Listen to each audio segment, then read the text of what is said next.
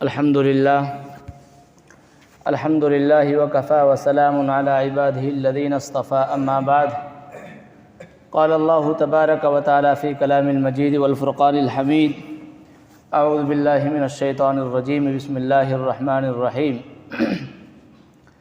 يا أيها الذين آمنوا كتب عليكم الصيام كما كتب على الذين من قبلكم لعلكم تتقون وقال النبي صلى الله عليه وسلم من صام رمضان إيمانا واحتسابا غفر له ما تقدم من ذنبه ومن قام رمضان إيمانا واحتسابا غفر له ما تقدم من ذنبه أو كما قال عليه الصلاة والسلام۔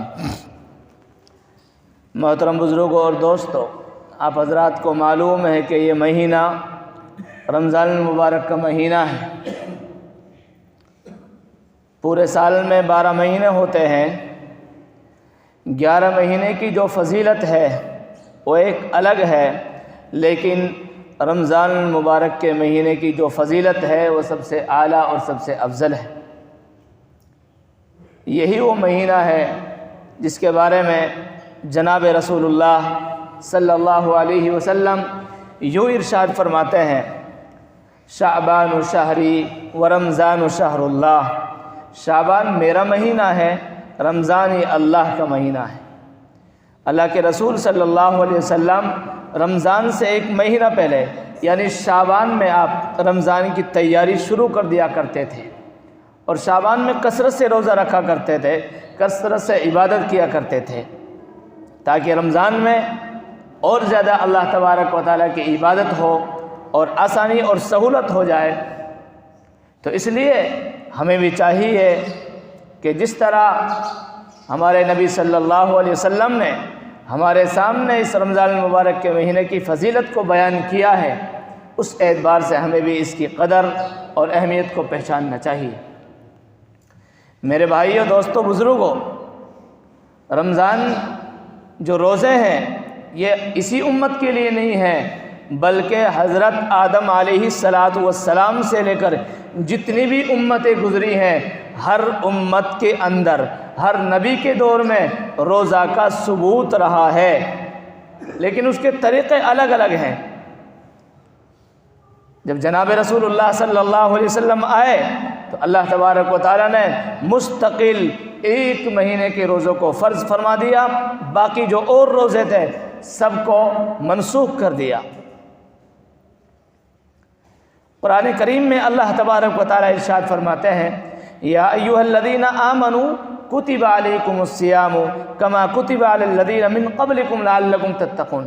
اے ایمان والو، تمہارے اوپر روزے فرض کیے گئے ہیں، نفل نہیں ہیں، سنت نہیں ہیں، بلکہ فرض کیے گئے ہیں، ہر حال میں رکھنے ہی پڑیں گے۔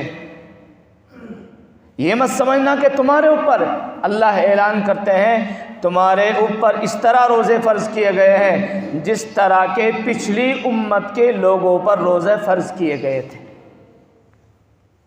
کیوں فرض کیے گئے ہیں روزے؟ کیا وجہ ہے؟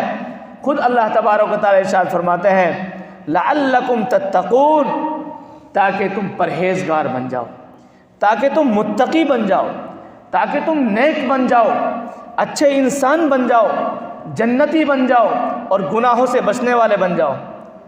کس کو کہتے ہیں متقی؟ کون ہوتا ہے پرہیزگار؟ روزہ اس لیے فرض کیا گیا ہے تاکہ تم پرہیزگار بن جاؤ، متقی بن جاؤ، نیک لوگ بن جاؤ۔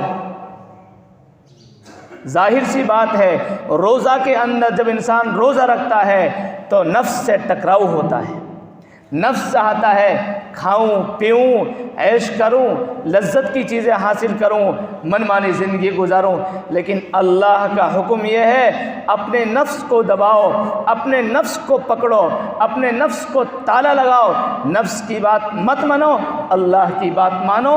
اللہ نے کہا ہے روزہ رکھو، روزہ رکھنا ہے۔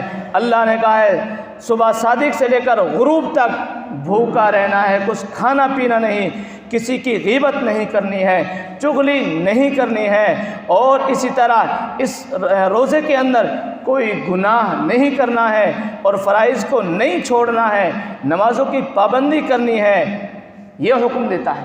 اور نفس کیا کہتا ہے؟ نہیں، چل نماز کو چھوڑ اور سو جاتے ہیں۔ نفس کہتا ہے چلو عیاشی کرنے کے لیے چلتے ہیں۔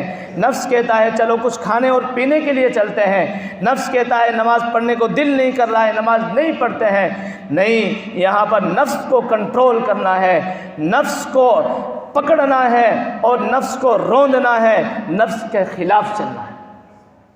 ایک بات میں آپ کو بتا دوں، حدیث میں اللہ کے رسول نے فرمایا یہ وہ مہینہ ہے جس مہینہ میں اللہ تبارک و تعالی آسمان کے دروازے کھول دیتے ہیں، جنت کے دروازے کھول دیتے ہیں اور جہنم کے دروازے بند کر دیتے ہیں، شیاطین کو قید کر دیا جاتا ہے۔ اللہ نے یوں نہیں کہا شیطان کو، اللہ کے نبی نے یوں نہیں کہا شیطان کو، بلکہ فرمایا شیاطین کو۔ شیاطین کہتے ہیں بہت ساروں کو، شیاطین کو قید کر دیا جاتا ہے، بند کر دیا جاتا ہے۔ اب سوال پیدا یہ ہوتا ہے جب شیطان گناہ کرواتے ہیں، شیاطین گناہ کرواتے ہیں اور ان کو بند کر دیا، پھر بھی بہت سارے ایسے لوگ جو روزہ نہیں رکھ رہے، پھر بھی بہت سارے ایسے ہیں جو روزہ رکھ کر غیبت کر رہے ہیں، چغلی کر رہے ہیں، حرام کھا رہے ہیں، حرام کھلا رہے ہیں، جھوٹ بول رہے ہیں، دھوکہ دے رہے ہیں۔ تو یہ کیا وجہ ہے؟ جب شیطان بند کر دیے تو اب تو گناہوں سے بچنا چاہیے۔ ایک شیطان انسان کا خود نفس ہے، یہ نفس بھی شیطان ہے، یہ نفس بھی شیطان ہے، یہ نفس انسان کو برائیوں پر آمادہ کرتا ہے۔ شیطان تو قید کر دیے، لیکن جو یہ نفس ہوتا ہے انسان کا، یہ نفس اس کو برائیوں پر ابھارتا ہے، یہ نفس اس کو غلطیوں پر ابھارتا ہے۔ اور میرے بھائیوں، اللہ تعالیٰ قرآن میں فرماتے ہیں وَأَمَّا مَنْ خَافَ مَقَامَ رَبِّهِ وَنَهَى النَّفْسَ عَنِ الْهَوَىٰ فَإِنَّ الْجَنَّةَ هِيَ الْمَأْوَىٰ۔ جو انسان اپنے رب کے سامنے کھڑے ہونے سے ڈرتا ہے اور ڈرا، اس کو یہ احساس ہے مجھے مرنا ہے، قبر میں سوال و کتاب ہوں گے، اللہ کے سامنے مجھے جانا ہے، رب مجھ سے پوچھے گا میرے بندے تجھ کو دنیا میں بھیجا، تجھ کو طاقت بھی دی، جوانی بھی دی، ساری چیز تیرے لیے آسان کر دیا، کھانے کے لیے صبح بھی موجود، شام میں بھی موجود، جب تو چاہے گا جب موجود، جب تیرا نیند کا وقت ہوتا ہے تیری آنکھ مٹ جاتی ہے، جب آنکھ کھلنے کا وقت ہوتا ہے اللہ تجھے بیدار کر دیتے ہیں، ساری نعمتیں اللہ نے تجھے دی تھی، میرے بندے تو کیا کر آیا ہے؟ وَأَمَّا مَنْ خَافَ، جو اپنے رب کے سامنے کھڑے ہونے سے ڈر گیا، وَنَهَى النَّفْسَ عَنِ الْهَوَىٰ، اور اپنے نفس کو اور اپنی نفس کی پرستش سے اپنے آپ کو بچایا، کیا مقام ہے اس کا؟ فَإِنَّ الْجَنَّةَ هِيَ الْمَأْوَىٰ، اس کا ٹھکانہ، اس کا مقام جنت ہے۔ کس کا مقام؟ جو انسان اللہ سے ڈرے گا۔ اللہ سے ڈرنے کا صرف یہی مہینہ نہیں ہے، بلکہ پوری زندگی سے لے کر موت تک سارے دن، ساری سالیں، سارے مہینے ڈرنے کے ہیں۔ جس طرح اس مہینہ میں ہم اللہ کی اطاعت اور فرما برداری کرتے ہیں، ذکر کرتے ہیں، قرآن کی تلاوت کرتے ہیں، روزوں کا اہتمام کرتے ہیں، کرنا چاہیے، بڑی اچھی بات ہے، لیکن اسی طرح ہم سب کو چاہیے کہ پوری سال اسی طرح ہم ایک اللہ کی عبادت اور اطاعت کریں، پوری سال بھی اللہ تبارک و تعالیٰ سے ڈریں۔ یہ ہونا چاہیے۔ اگر ہم اللہ سے ڈریں گے اور فرائض کی پابندی کریں گے، گناہوں سے اپنے آپ کو بچائیں گے، برائیوں سے اپنے آپ کو بچائیں گے، جھوٹ سے بھی بچیں گے، غیبت سے بھی بچیں گے، دھوکہ سے بھی بچیں گے، کسی دوسروں کو پریشان نہیں کریں گے، حرام نہ کھائیں گے اور نہ کھلائیں گے، غلط کسی کے ساتھ نہیں کریں گے، جوا اور سٹا ان سے دور رہیں گے، شراب نوشی نہیں کریں گے، میرے بھائیوں پھر یہی مقام ان لوگوں کے لیے ہے جس کے بارے میں اللہ فرماتے ہیں فَإِنَّ الْجَنَّةَ هِيَ الْمَأْوَىٰ، کہ ان کا مقام جنت ہے۔ کیا مقام ہے جنت؟ کیسا مقام ہے جنت؟ ایک مرتبہ کوئی بیت اللہ کی زیارت کرنے کے لیے چلا جاتا ہے عمرہ یا حج پر، اس کے دل میں ہزاروں تمنا پیدا ہوتی ہے، کاش کہ میں ہر سال ہر مہینہ بیت اللہ جاؤں، ہزاروں تمنا پیدا ہو جاتی ہے، لیکن میرے بھائیوں جب جنت کا مقام دیکھیں گے، جب جنت کو دیکھیں گے ساری نعمتوں کو بھول جائیں گے۔ اللہ قرآن میں فرماتے ہیں وَلَكُمْ فِيهَا مَا تَشْتَهِي أَنفُسُكُمْ وَلَكُمْ فِيهَا مَا تَدَّعُونَ، جنت وہ مقام ہے جس میں تمہاری ہر خواہش پوری ہوگی، ہر خواہش، جو انسان چاہے گا وہ ملے گا وہاں پر، بس دل میں خیال آئے گا اللہ تبارک و تعالیٰ اس کی خواہش کو پوری فرمائیں گے۔ جنت وہ مقام ہے، دنیا میں انسان لاکھ کوشش کرے، لاکھ چاہے، بہت سارے کام ہو جاتے ہیں، بہت سارے کام نہیں ہوتے۔ غریب چاہتا ہے میں امیر بن جاؤں، میں بڑا مالدار بن جاؤں، مالدار چاہتا ہے میں اور زیادہ مالدار بن جاؤں، میں اور زیادہ عہدیدار بن جاؤں، لیکن نہیں، کسی کی خواہش کچھ پوری ہوتی ہے، کسی کی کچھ نہیں۔ جنت ایک ایسی جگہ ہے جہاں پر اللہ تبارک و تعالیٰ ہر ایک خواہش کو پوری فرمائیں گے، لیکن جنت بھی انہی لوگوں کے لیے ہے جو دنیا میں رہ کر اس جنت کی تیاری کر کر جائیں گے، ایک اللہ کی اطاعت اور فرما برداری کر کر جائیں گے۔ اس لیے یہ رمضان المبارک کا مہینہ چل رہا ہے، بڑا فضیلت اور اہمیت کا مہینہ ہے، اس لیے رات و دن کو، اس کے ایک ایک لمحہ کو، ایک ایک سیکنڈ کو، ایک ایک وقت کو قیمتی سمجھو۔ یہ وہ مہینہ ہے کہ جس مہینہ میں اگر کوئی نفلی کام کریں گے اس کا ثواب اللہ فرض کے برابر دیں گے۔ رمضان کے علاوہ نفل پڑھتے ہیں، نفل کا ثواب ملے گا، لیکن رمضان میں اگر ہم نفل پڑھتے ہیں تو ہمیں فرض کا ثواب ملے گا، نفل صدقہ کرتے ہیں فرض کا ثواب ملے گا۔ ایک فرض ادا کرنے پر اللہ 70 فرضوں کے برابر ثواب دیں گے۔